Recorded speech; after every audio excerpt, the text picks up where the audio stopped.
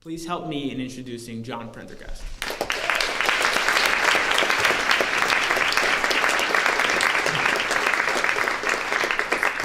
Thank you, Lee, and thanks as well, Christopher, for your thought-provoking remarks. I must say that without any hesitation that my week with you in Uganda was one of the most fascinating and indeed destabilizing in a positive way weeks in my entire life.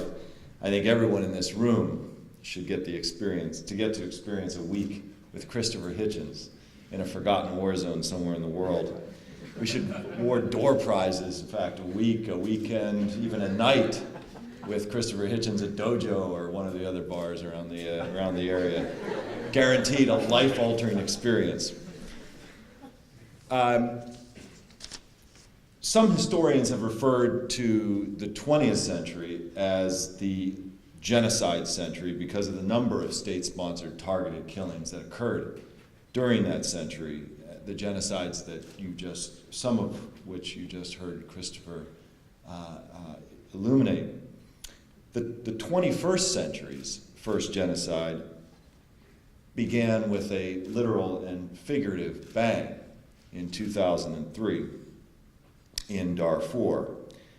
In a few short years there, we've seen hundreds of thousands dead and approximately 3 million people rendered homeless by the tactics of war pursued by the regime in Khartoum that is responsible for this genocide. These millions of people that are displaced are an incomprehensible number. So I wanted to tell you about one of them. Amina lived with her 4 children in a village in North Darfur. And she woke up one morning to the sound of huge explosions in the center of the village. And she ran outside to see what was happening and realized as she watched these government bomb planes traveling in the distance that that her town had just been bombed.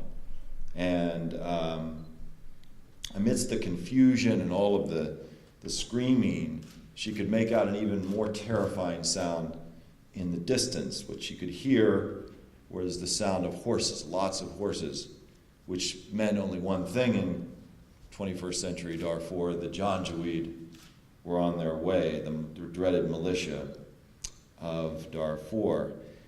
She collected her 4 children, ran back in the house, gathered what she could, and the kids and her began to run for their lives. They were aiming for a group of hills, maybe 500-600 yards outside of the periphery of the village. But soon they were overtaken by one of the Janjaweed horsemen. Amina grabbed one child in her left arm, one child in her right arm, and then leaned over the other 2, as she told me, and hoping in some way that she could protect her kids from whatever fate was about to befall them by the hands of this militiaman. But he reached down and he grabbed her 5-year-old son, Adam, out of her right arm, and before she could react, he flung little Adam into one of the buildings that was on fire. And Amina had to choose at that moment whether to run into the building to try to save her boy or to continue to run with her other 3 children. She chose the latter option in a horrifying Sophie's choice. And she could hear little Adam screaming, "Mother, Mother, save me," in the distance, but she had to keep running. They made it about 200 yards, by her estimation, outside of the village when another Janjaweed militiaman rode up in front of them. And this one, as she had repeated the effort to try to protect her children, this one reached down and pulled her 7-year-old, a little boy named Assam, pulled him out of her grasp and shot him 3 times in front of her eyes. Numb and overcome, Amina kept running, somehow finding the strength to pull and push and prod her two surviving children along with her. They made it to the hills, waited till the Janjaweed militia left and the government forces in the distance left, and then began a 7-day journey without any food or water, finding little Good Samaritans, Darfurian Good Samaritans along the way to occasionally get something.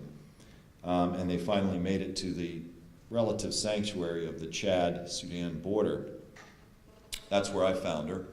She was sitting underneath a tree, which was basically her home at that moment in time as she waited for a number to be able to register for residency in one of the United Nations refugee camps. So we spent the afternoon talking about her life and about what she aspired to once in the camp and potentially then in the future if peace were to return to Darfur. And at the end, when it was time to leave, she suddenly stood very straight and looked at me with very fiery eyes and said, now that you know, you must do something. So Amina, I think, is very right. All of us in this room know something has happened and is happening in the sands of the Sahara halfway around the world in Western Sudan. And we hear echoes of many of the places that Christopher talked about in the stories of Amina and others like her who have survived or not the genocide in Darfur.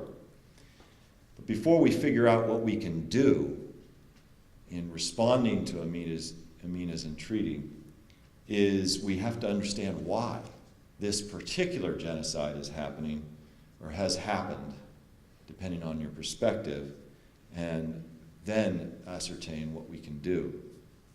For the half century that Sudan has been an independent country, it has been a deeply troubled one. The former colonizers, Egypt and Britain, turned over a country that was deeply divided and profoundly unequal at the time of its independence in 1956. So for these last 5 decades, a small group at the center of the country has controlled everything and has used overwhelming force to destroy any opposition to those unequal political and economic relationships. Many of you know, preceding the Darfur genocide, there was a much deadlier war in southern Sudan, in which estimated 2.25 million people perished